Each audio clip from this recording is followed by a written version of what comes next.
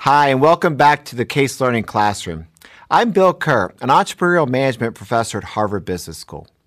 For companies, global expansion can bring obvious benefits, such as greater market opportunities, lower costs for raw materials and manufacturing, cheaper access to labor, broader sources of ideas, and so on. Therefore, many companies are eager to get the dividend of globalization and pursue their expansion with a hard-charging global entry strategy. For example, take a furniture leasing company in the United States called Home Essentials. In 1997, it made its first forays overseas, opening physical stores in Singapore and then Hong Kong.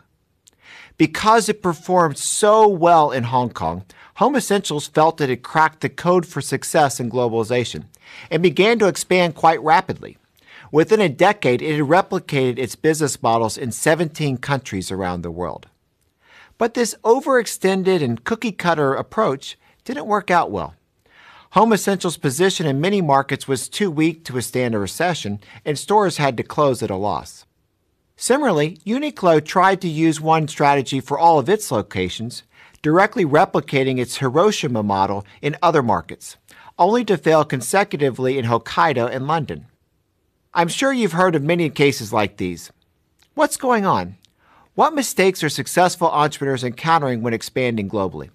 Chris Exline, founder of Home Essentials, and Tadashi Yanai, founder of Uniqlo, have both reviewed those failures since and have said that what they did wrong was to rely too much on gut instinct, simply applying successful models from one or two markets to all markets, without carefully going through more nuanced analysis. Now let's return to Alvogen. It had a very different strategy, and Wesman has been very deliberate about Alvogen's global expansion. Before entering each new market, he and the Alvogen team would carefully assess any specific local risks, match Alvogen's products with specific market needs, and make a customized market entry strategy. With this approach, Alvogen has achieved solid progress in more than 30 markets very quickly, a remarkable feat. So what can we learn from the examples like Home Essentials and Alvogen? On the journey to global expansion, how should entrepreneurs evaluate and reduce risks and build a stable foundation? In this lesson, I'll address these questions through two tests.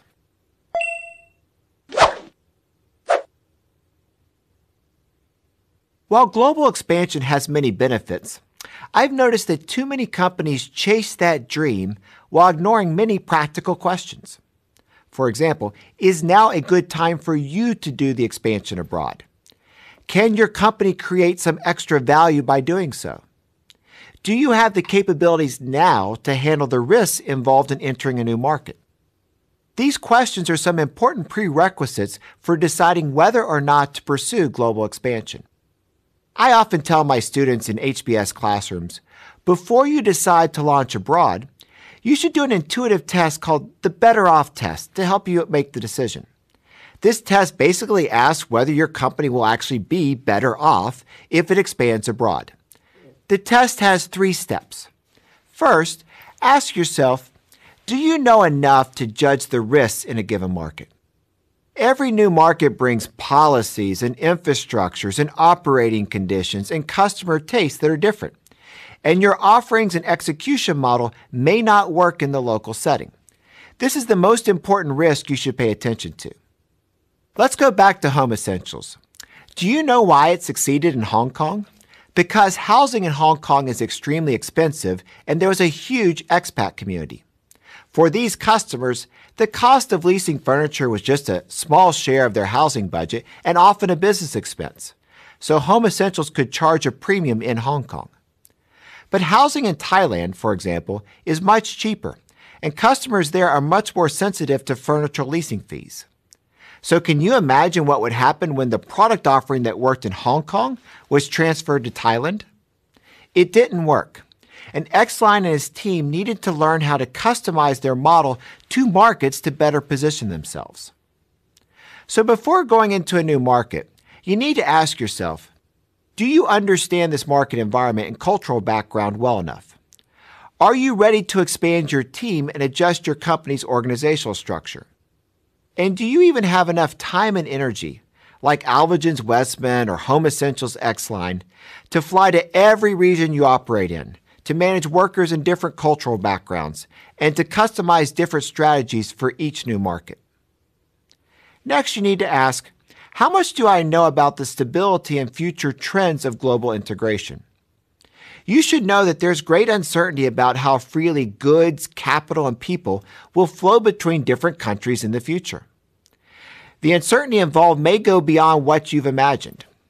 Will your business be robust in the face of these changing conditions, whichever direction they go? In Europe, for example, many businesses designed operations around the United Kingdom being a part of the European Union. No one could really see Brexit coming from a distance.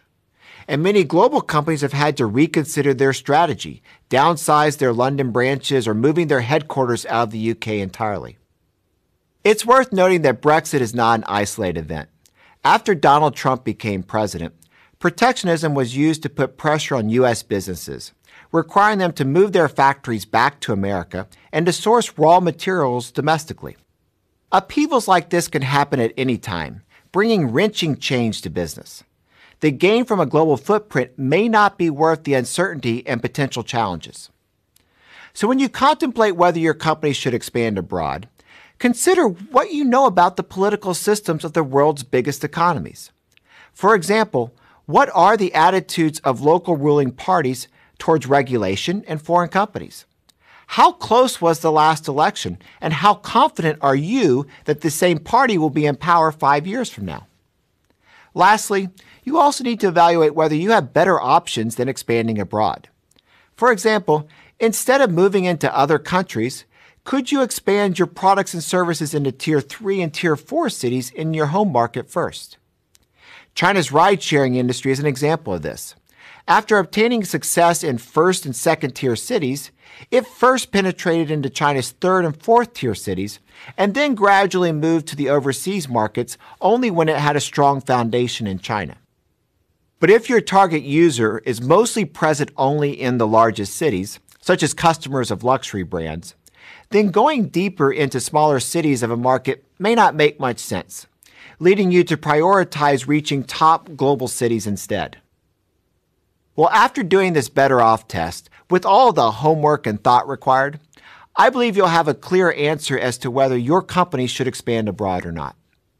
Then the next question is, if you've decided yes to global expansion, how should you control the risks along the way?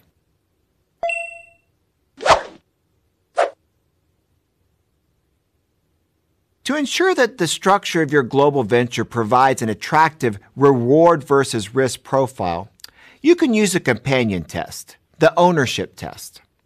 What is the ownership test? It's asking yourself, are you able to articulate why your company should own the physical resources in the new target region, like opening a factory, hiring many new employees, or building other tangible assets, instead of partnering with local companies to achieve these? If you cannot articulate the answer well, then you shouldn't enter that market directly by building or acquiring significant assets there. Because overall, ownership brings heavier risks and commitments and should be approached with some caution. Don't underestimate these. Even hiring one worker to work from home abroad can commit your business to a variety of employment and pension obligations. Of course, if you're a highly digital company, you can engage in global online distribution without moving much out of your home country through digital platforms like the iTunes App Store, just like the gaming company Supercell that we discussed in earlier lessons. Supercell could also outsource most of the local player support functions. You don't need to have many employees, factories, warehouses, or other physical assets outside your headquarters country at all.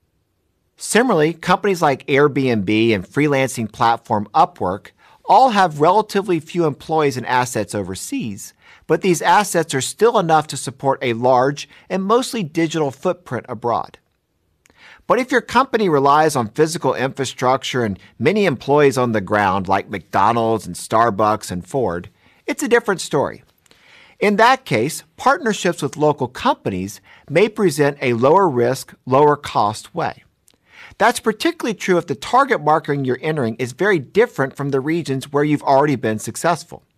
These differences could be things like culture or regulations or government contacts, areas where having a local partner would be of great help. It's worth noting that some partners may seem to provide attractive opportunities, but the relationship may not be the right one. For example, one of the pioneers in the U.S. for self-storage, at the time called Shurgard, once formed a partnership with a European family business, hoping to rely on this business to expand into the European market.